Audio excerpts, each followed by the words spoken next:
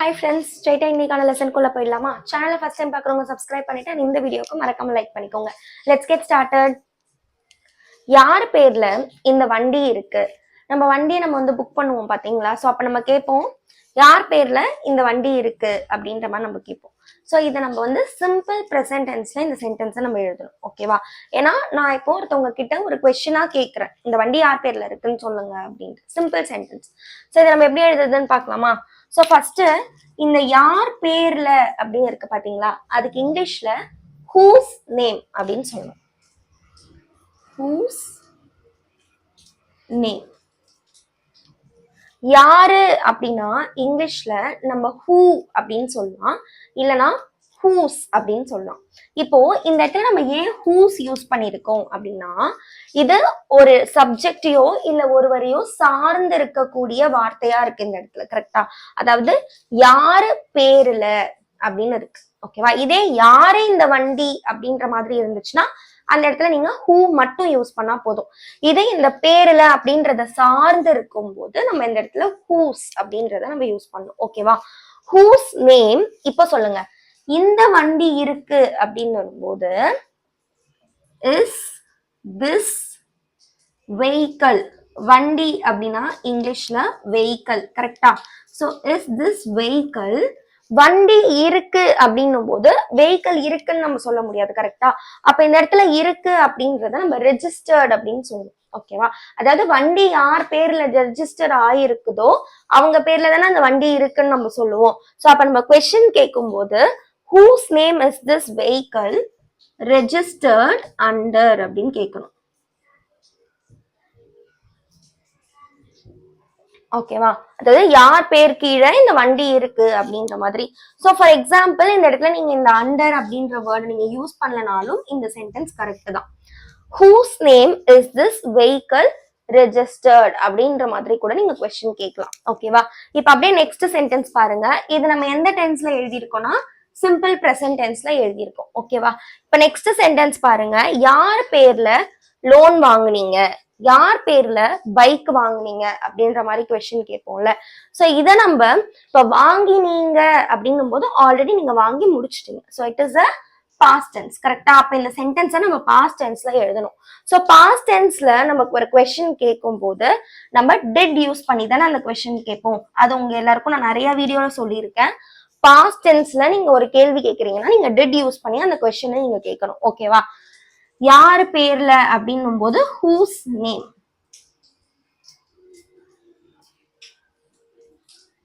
Whose name did. நீங்க அப்படின்னும் போது சோ இட் இஸ் நம்ம இந்த இடத்துல சப்ஜெக்ட் யூ யூஸ் பண்ணிக்கலாம். Did you. இந்த இடத்துல லோன் வாங்குனீங்க அப்படின்னு இருக்குல்ல, சோ டேக் த லோன் அப்படின்னு சொல்லணும். இப்போ யாரு பேர்ல ஹூஸ் நேம் அப்படின்றதுக்கு பதிலா நீங்க இந்த இடத்துல இன் ஹூஸ் நேம் அப்படின்னு சொல்லலாம். இங்கேயுமே நீங்க இன் யூஸ் பண்ணலாம். In whose name is this vehicle registered அப்படின்னு சொல்லணும். In whose name did you take the loan. இப்ப இதே பைக் வாங்குனீங்க அப்படின்னா did you buy the bike அப்படின்னு சொல்லணும். பாஸ்ட் டென்ஸ்ல இந்த மாதிரி கொஸ்டின் கேட்கணும். இதே பிரசன்ட் டென்ஸ்ல நீங்க இஸ் இல்லைன்னா ஆர் யூஸ் பண்ணி கொஸ்டின் கேட்கணும். இப்ப இந்த சென்டென்ஸ் சொல்லி பார்க்கலாமா? இன் whose name did you take the loan? In whose name did you buy the bike? அப்படின்னு சொல்லணும். நெக்ஸ்ட் இந்த சென்டென்ஸ் பார்த்து ஃபர்ஸ்ட் இது என்ன டென்ஸ்ல இருக்குன்னு சொல்லுங்க. யார் பேர்ல வங்கி கணக்கு திறந்திருக்கீங்க அப்படின்னும் போது நீங்க ஒரு ஃபார் எக்ஸாம்பிள் நீங்க மார்னிங் நீங்க திறந்துட்டீங்க, அதாவது திஸ் அக்கௌண்ட் நீங்க ஓபன் பண்ணிட்டீங்க, நான் ஈவினிங் கேட்கறேன் அப்படின்னா இதை நம்ம பிரசன்ட் பெர்ஃபெக்ட் டென்ஸ்ல நீங்க சொல்லலாம். ஓகேவா? இந்த சென்டென்ஸை நீங்க பிரசன்ட் பெர்ஃபெக்ட் டென்ஸ்ல இந்த சென்டென்ஸ் சொல்லலாம். இப்ப சப்போஸ் நீங்க பிரசன்ட் பெர்ஃபெக்ட் டென்ஸ்ல இந்த சென்டென்ஸை எழுத போறீங்கன்னா சென்டென்ஸ் ஃபார்மேஷன் எப்படி இருக்கணும்? இன் whose நேம் அது மாறாது. யாரு பேர்ல அப்படின்றத நம்ம அப்படியே ஹூஸ் நேம் அப்படின்னு எழுதிட்டோம். வங்கி கணக்கு திறந்திருக்கீங்க அப்படின்னும் போது நல்லா ஞாபகப்படுத்தி பாருங்க. பிரசன்ட் பெர்ஃபெக்ட் டென்ஸ் பொறுத்த வரைக்கும் நம்ம ஆஸ் இல்லனா have யூஸ் பண்ணி கொஸ்டின் கேட்கணும். எப்படி நம்ம வந்து past tenseக்கு நம்ம did யூஸ் பண்ணி கொஸ்டின் கேட்கணும்னு சொன்னோம், அந்த மாதிரி present perfect tense பொறுத்த வரைக்கும் நீங்க as இல்லனா have யூஸ் பண்ணி நீங்க கொஸ்டின் கேட்கணும். ஓகேவா? இப்போ இந்த இடத்துல வங்கி கணக்கு திறந்திருக்கீங்க, நீங்க தான் திறந்திருக்கீங்க அப்படின்னும் போது நம்ம இந்த இடத்துல சப்ஜெக்ட் வந்து நம்ம you எடுத்துக்கலாம்.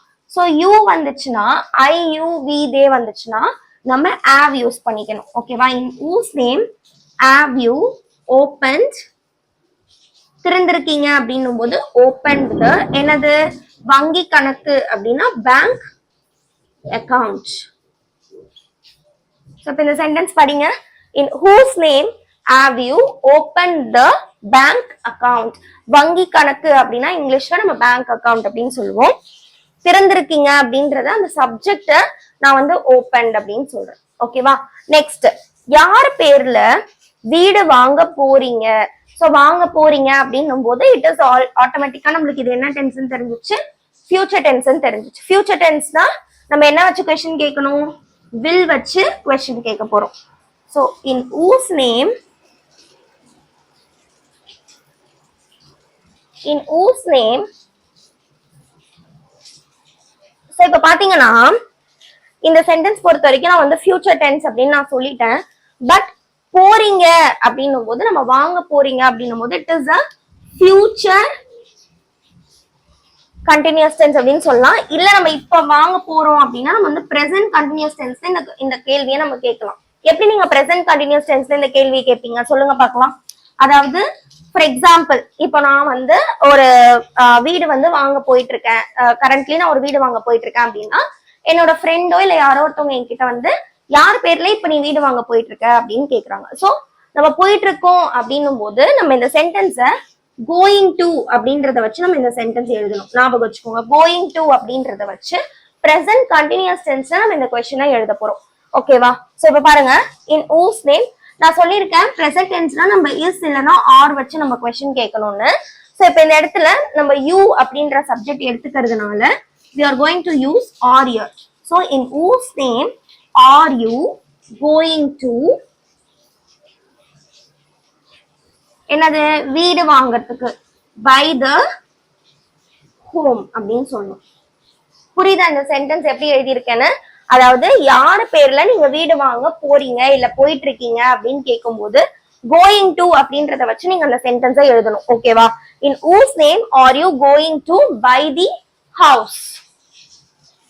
in whose name are you going to buy the house அப்படின்னு சொல்லணும். நெக்ஸ்ட், யார் பேர்ல நாளைக்கு புது காரு வாங்கிட்டு இருப்பீங்க? நம்ம கேட்போம்ல, நாளைக்கு இந்நேரம் நம்ம கார் வாங்கிட்டு இருப்போம், நாளைக்கு நாங்க வந்து காலைல ஒரு 10 மணிக்கு இந்நேரம் கார் வாங்குறதுக்கு கார் ரெஜிஸ்டர் பண்றதுக்கு போயிட்டு இருக்கோம் அப்படின்னு சொல்லும் போது யாரு பேர்ல நாளைக்கு நீங்க இந்நேரம் புது கார் வாங்கிட்டு இருப்பீங்க அப்படின்னு கேட்போம்ல.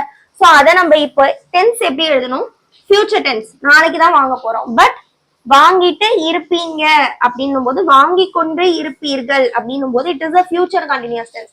ஃபியூச்சர் கண்டினியூஸ் டென்ஸ்லயும் நீங்க இப்ப வில் வச்சு கோயிங் டு வச்சு நீங்க சென்டென்ஸ் எழுதணும். ஓகேவா? சோ இத வந்து கமெண்ட் செக்ஷன்ல ட்ரை பண்ணுங்க பார்க்கலாம் இந்த sentence. in whose name will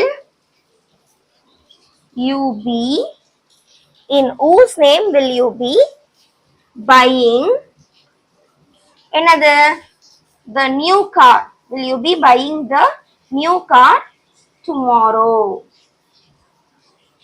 இது புரியுதா? அதாவது will you be அப்படின்றது வந்து நம்ம ஃபியூச்சர் டென்ஸ்ல நம்ம யூஸ் பண்ணக்கூடியது. ஃபியூச்சர் கண்டினியூஸ் டென்ஸ்ல இப்ப கண்டினியூஸ் டென்ஸ் அப்படின்றதுனால நான் ஐஎன்ஜி இந்த இடத்துல கொடுத்துருக்கேன். கரெக்டா? சோ புரியுதா? in whose name will you be buying the new car, புது கார் அப்படின்னும் போது buying the new car tomorrow, நாளைக்கு நடக்க போற விஷயத்த நம்ம பேசுறோம். ஓகேவா? சோ இப்போ இதுல நம்ம டிஃப்ரெண்ட் டைப் ஆஃப் டென்சஸ்ல நம்ம எப்படி சென்டென்ஸ் எழுதுறதுன்னு பார்த்தோம். அண்ட் இந்த whose name அப்படின்றது இங்கிலீஷ் பொறுத்த வரைக்கும் யாரு அப்படின்ற கேள்விக்கு நம்ம who யூஸ் பண்ணலாம், whose யூஸ் பண்ணலாம். இப்போ ஃபார் எக்ஸாம்பிள், யாருடைய அப்படின்னும் போது நீங்க whose யூஸ் பண்ணணும். சிம்பிளா யாரு அப்படின்னு வரும்போது நீங்க who யூஸ் பண்ணணும். இப்ப பாத்தீங்கன்னா இந்த இடத்துல யாரு பேர்லன்னு இருக்கா, இதை நம்ம சிம்பிளா சொல்ல போனோம்னா இது வந்து யாருடைய பேர்ல அப்படின்னு தான் அர்த்தம். So we are definitely in the sentence we are going to mention a person's name with this who. கரெக்டா?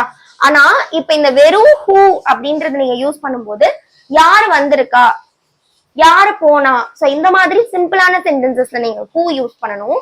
ஒரு சப்ஜெக்ட கண்டிப்பா சார்ந்துதான் வரும். யாருடைய அப்படின்னும் போது நீங்க ஹூஸ் யூஸ் பண்ணணும். ஓகேவா?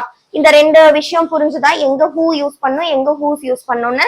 நெக்ஸ்ட் இன்னொரு விஷயம், நம்ம வந்து கொஸ்டின்ஸ் கேட்கும் போது அது என்ன டைப் ஆஃப் டென்ஸ்ல இருக்கோ அதுக்கேத்த மாதிரி அந்த ஓல் சென்டென்ஸ் ஸ்ட்ரக்சரை நம்ம மாத்தி கேட்கணும். ஃபார் எக்ஸாம்பிள் இந்த இடத்துல நம்ம என்ன பார்த்திருக்கோம்? Present tense, perfect tense, future tense, continuous tense எல்லாமே நம்ம வந்து பார்த்திருக்கோம். இப்ப நீங்க வந்து பாஸ்ட் கண்டினியூஸ்ல கேட்கறதுனாலுமே நீங்க வந்து டிட் வச்சு verb கூட ing யூஸ் பண்ணி அந்த சென்டென்ஸை நீங்க கேட்கணும். ஓகேவா? சோ இப்போ இந்த ஹூஸ் நேம் அப்படின்றத வச்சு பாஸ்ட் கண்டினியூஸ் டென்ஸ்ல ஒரு சென்டென்ஸ் ஃபார்ம் பண்ணி எனக்கு நீங்க கமெண்ட் பண்ண போறீங்க. சென்டென்ஸை நீங்களே வந்து என்ன பண்ணிக்கலாம்? சரி, ஓகே. நேத்து இந்நேரம் நீங்க எங்க போயிட்டு இருந்தீங்க? இந்த சென்டென்ஸ பாஸ்ட் கண்டினியூஸ் டென்ஸ்ல எனக்கு ஓகே. சோ நம்ம யார் பேர்லன்ற மாதிரி சென்டென்ஸ் வரணும் இல்லையா? சோ நான் ஜஸ்ட் பாஸ்ட் கண்டினியூஸ் டென்ஸ்ல சொல்லிட்டேன். ஓகே. சோ இந்த சென்டென்ஸ் எடுத்துக்கோங்க. யார் பேர்ல நீங்க நேத்து இந்நேரம் கார் வாங்கிட்டு இருந்தீங்க? யார் பேர்ல நீங்க நேத்து இந்நேரம் கார் வாங்கிட்டு இருந்தீங்க அப்படின்ற சென்டென்ஸ பாஸ்ட் கண்டினியூஸ் டென்ஸ்ல எழுதி கமெண்ட் செக்ஷன்ல ஆன்சர் பண்ணுங்க. அண்ட் இந்த வீடியோ பிடிச்சிருந்தா லைக் பண்ணி சேனலுக்கு சப்ஸ்கிரைப் பண்ணிக்கோங்க. பக்கத்துல இருக்க பெல் ஐகானை கிளிக் பண்ணி வச்சுக்கோங்க. உங்க ஃப்ரெண்ட்ஸ் யாருக்காவது யூஸ்ஃபுல்லா இருக்கும்னு நினைச்சீங்கன்னா அவங்களுக்கும் ஷேர் பண்ணுங்க. We'll see you in the next interesting and important video tomorrow.